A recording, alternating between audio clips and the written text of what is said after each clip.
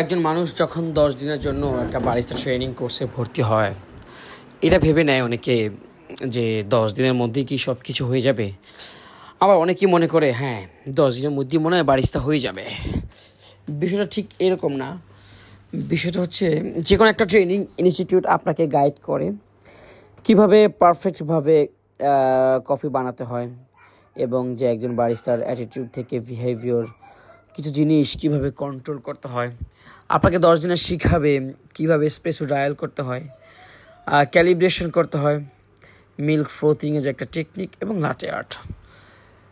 এটা একটা ধারণা, এবং এটা ধারণাটা কীরকম, আপনি যদি এই জিনিসগুলো আপনার ইন্টারভিউতে অ্যাপ্লাই করেন তাহলে আপনার জব হওয়ার পসিবিলিটিটা অনেক বেশি থাকে। আপনি যদি আমাদের ফর্মালিটি মেনে চলতে পারেন, যেমন আমরা কিন্তু শুধুমাত্র কফি বানানো শিখাই, মানে ঠিক এরকমটা না। আমরা যখন ক্যাফেতে আপনি ট্রেনিং করবেন, আপনি দেখতে পারবেন যে আমরা কিভাবে একটা নতুন কাস্টমারকে ডিল করি, কাস্টমারের সাথে কথা বলি, কিভাবে অর্ডারগুলো নিয়ে থাকি, এবং কিভাবে কাস্টমারকে আমরা সার্ভ করি। এরপর আপনি দেখবেন যে আমরা স্পেশাল মেশিনের দ্রুত গতিতে কিভাবে কাজ করি, কিভাবে টেকনিক্যালি মিল্ক স্টিমিং করি এবং লাতে আর্ট করি। এরপর কফি সম্পর্কে নলেজগুলো আমরা তৈরি করে দিব, এবং আমরা আপনাদের ক্লাসের মাধ্যমে, শিটের মাধ্যমে, এবং আমার যে ব্যক্তিগত গ্রুপ থাকে ছাত্রছাত্রীদেরকে নিয়ে, যারা আফটার কোর্স এই সার্ভিসগুলো আমাদের কাছ থেকে পেয়ে থাকেন। বিশেষ করে জবের ক্ষেত্রে বিদেশে যারা আমার ওল্ড স্টুডেন্টগুলো আছে, তারা অনেক হেল্প করবে আমাদের নতুন স্টুডেন্টকে, বিকজ আমরা ওইভাবে একটা কমিউনিটি নিজেরা তৈরি করে রেখেছি।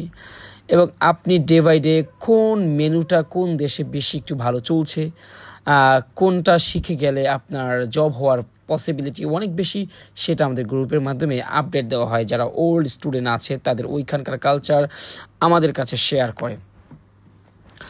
মোস্ট অফ দ্য স্টুডেন্ট যারা এখান থেকে বিদেশে গিয়ে জব করে, তাদের একটাই ধারাভাষ্য হচ্ছে যে ভাইয়া ডিজাইনের থেকে মোস্ট ইম্পর্টেন্ট পার্ট হচ্ছে মিল্ক ফ্রোথিং করা।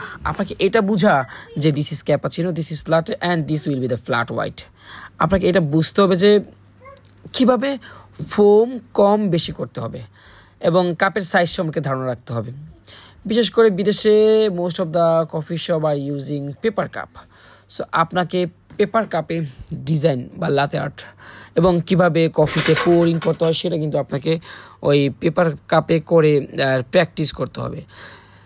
এরপরে একটা কফি শপের মেনু সম্পর্কে আমরা টোটালি ফুলি ধারণা দিই, যেমন হট কফি থাকে, কোল্ড কফি থাকে।